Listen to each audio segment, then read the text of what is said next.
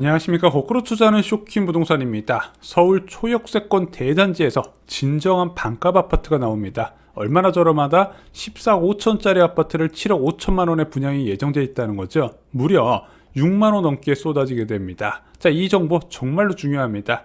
많은 사람들이 상상 임신이라고 놀렸던 정책이 로또가 되어 돌아왔습니다. 구독으로 부자 되시기 바랍니다. 자, 국토교통부에서 도심복합사업 설계 공모가 완료가 됐다고 발표를 했습니다. 오랜만에 이 도심복합사업 관련 소식이 나왔어요. 자, 이거 굉장히 중요한 소식입니다. 지금 작년까지만 해도 이거 언제 사전 청약하러 문의 주신 분들이 굉장히 많았거든요. 왜냐면 얘가 로또 중에 로또를 평가받기 때문입니다. 3기 신도시 괜찮은 분야라고 했지만 이 도심복합사업 이야기 들어보시면 생각이 싹 사라지실 겁니다. 자, 2021년 2월 4일 문재인 정부의 마지막 공급 대책이 발표가 됩니다. 자, 3080 플러스로 흔히 알려져 있는 이 대책 안에요. 도심 공공주택 복합사업 수도권 지역에 14만 7천호 계획이 나오게 됩니다. 자, 이 3080 플러스 나왔던 시기에는 어떤 상황이었죠? 코로나19 버블 상황이라서 전국적으로 주택가격이 과열됐던 시기였죠. 그런데 수도권 지역에 계속해서 3기 신도시를 지정했음에도 불구하고 야, 공급이 부족한 서울 지역에서는 공급 방안이 없잖아. 사람들이 계속 비꼬니까 야, 그럼 우리가 직접 서울에 아파트를 공급하겠다고 계획을 밝힌 게 도심공급 복합사업이었죠. 자, 도심복합사업은요, 이게 재개발과 비슷하면서도 달라요. 먼저 소유주가 개발을 희망을 해야 되고요. 소유주가 개발을 희망해서 일정 요건의 동의를 충족하면은 공공기관이 토지를 수용하게 됩니다. 자, 그 다음에 이주한 다음에 철거하고 나서 건설 과정을 지나가게 돼요. 자, 이때 누가 건설을 한다? LH가 건설을 하는 게 아니라 시공사 브랜드는 소유주가 선정하게 되어 있습니다. 그래서 1군 건설사가 들어올 가능성이 높아요. 자, 그러면은 소유주들한테 뭐가 떨어지나요? 아파트 한 채 주고요. 남은 물량이 있을 거 아닙니까? 개발을 통해서 이것을 공공이 공공 분양을 하거나 공공 임대 등을 공급할 정책을 세운 게 바로 이 도심 복합 사업입니다. 자, 당시에 조롱이 넘쳐났었죠. 이사 대책의 상상 임신 조롱 나오는 이유, 실효성 논란 이사 대책. 왜냐면 일단 평균 10년 걸리는 재개발로 당장의 공급 부족 상황을 해결하려고 하니까 이게 어려울 것이라는 좀 비관론이 많았어요. 또 하나, 소유주들의 동의가 필수적인데 야, 소유주들이 공공개발 좋아하겠어? 당연히 싫어하겠지. 그래서 이거 나왔을 때 아마 성공을 점쳤던 사람은 거의 없던 걸로 알고 있습니다.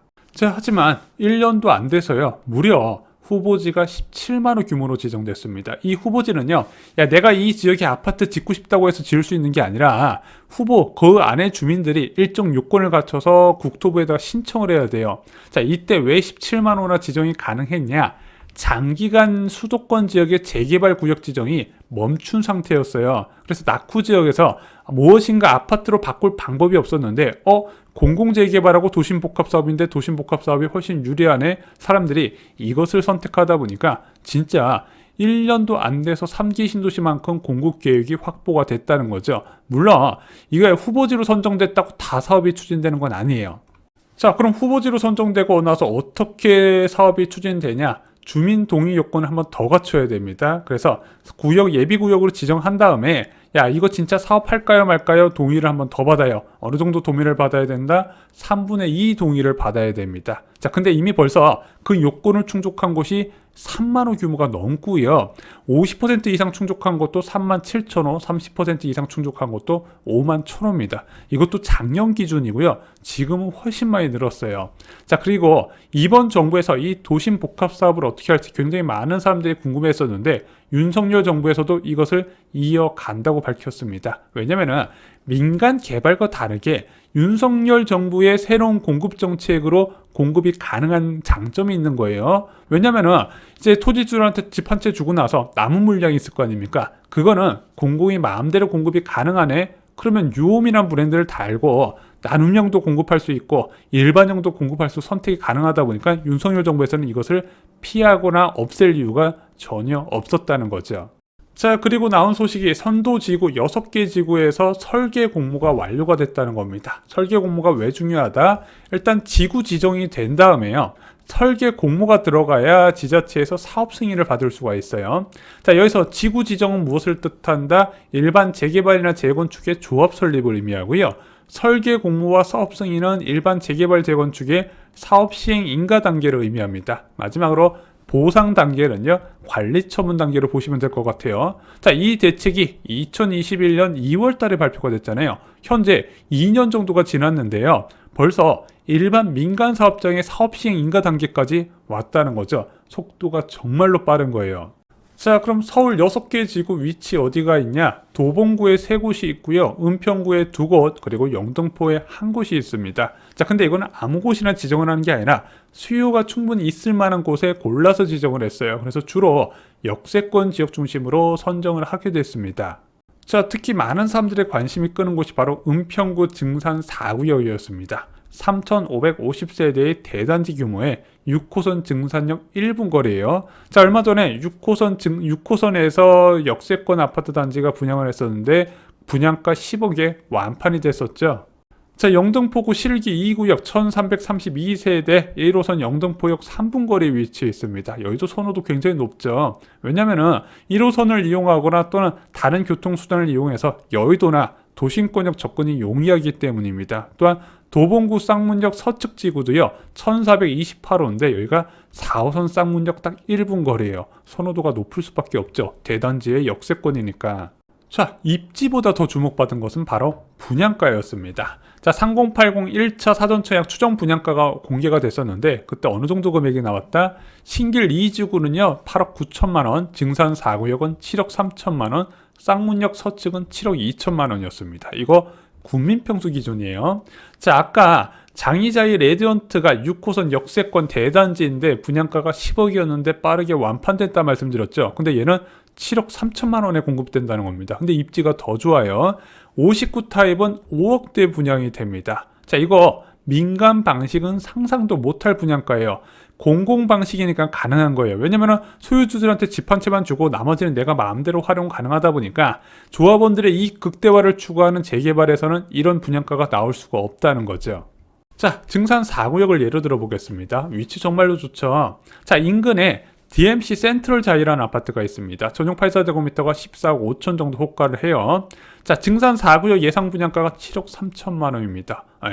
반값이네. 자, 이게 진정한 반값 아파트가 되는 거예요. 지금 얼마 전에 SH공사에서 토지 임대부 주택 공급을 하면서 반값 아파트라고 엄청 홍보하는데 이게 무슨 반값 아파트입니까? 그냥 임대 아파트지. 그냥 건물 가격 비싸게 산 다음에 평생 토지 임대로 내야 되는데 이런 것이 진짜 땅도 내 거, 토지도 내 거, 땅도 내 거, 건물도 내 거인 아파트를 진짜 주변 시세 대비 절반 가격에 공급하는 게 저는 반값 아파트라고 생각을 합니다. 자, 이 도심복합 공공사업은요, 공공분양이에요. 시행주체가 공공이기 때문에 그렇습니다. 자, 이것은 별도의 분양 기준이 적용됩니다. 그래서 9억 이하 일반 공급 비중이요, 일반 아파트와 다르게 50%나 되고요. 또한 추첨제 비율도 굉장히 높습니다. 그래서 추첨제 비율이 30%로 되어 있어요. 자, 공공분양이지만 또 9억 초과 시 소득 요건이 배제가 돼요. 전용 59제곱미터에도 불구하고. 그래서 서울에 거주하는 고소득 직장인분들도 청약에 접근하는 것이 가능하다고 생각합니다. 자, 이거 좋은 건 알겠다. 근데 공급 일정이 언제냐? 일단은 2023년 사전 청약 이야기가 나왔다가 지금 이게 또 지연이 됐어요. 왜냐면 일단 정권 교체가 돼서 이 사업을 지속해야 될지 말아야 될지 검토 시간이 좀 있었고, 그 다음에 부동산 시장 침체로 사업이 좀 지연된 것이 있었습니다. 그래서 사전 청약을 하게 된다면 내년에 유력해 보여요. 자, 이것이 사전 청약하기 위해서는요, 사업계획 승인이 나야 돼요. 여기서는 복합사업 계획 승인이라고 나와 있는데 일반 정비사업장의 이제 사업계획 인가 과정이라고 보시면 됩니다. 얘가 끝나면은요, 토지주 우선 공급이 시작돼요. 그래서 조합원 분양이 먼저 신청되고 그 다음에 사전 청약이 진행되는 게 현재 3080 플러스 상의 계획입니다. 원래는 일반 정비사업장 같은 경우는요, 이 사업 시행 계획 인가에 한 2, 3년 정도 소요가 되고요. 또한 관리 처분에서 한 1년에서 1년 6개월에서 한 4년 잡아야 되거든요. 근데 공공재개발 같은 경우는요, 속도가 굉장히 빨라요. 성남 지역 같은 경우는 민간 개발의 2배 속도로 단계였고 3080 플러스는 더 빠를 가능성이 있습니다. 그래서 내년부터 토지주 우선 공급 및 사전 청약이 시작될 가능성이 있습니다. 아직 정부에서 이거 사전 청약할까 말까까지는 공식적으로 발표하지는 않았지만 지금 정부에서 뉴온 브랜드를 굉장히 밀고 있죠. 뉴온 브랜드를 밀고 있으면서 사전 청약을 예정대로 진행을 하고 있습니다. 3080 플러스도 그렇게 진행될 가능성이 있어요. 자, 혹시 이거 선도사업지구 6개만 이벤트성으로 끝나지 않을까? 그렇지 않습니다. 왜냐면 이미 지구 지정 요건을 갖춘 거, 그리고 지구 지정 요건에 근접한 곳이 너무 많아요. 그것만 합쳐도 6만 7천 호입니다.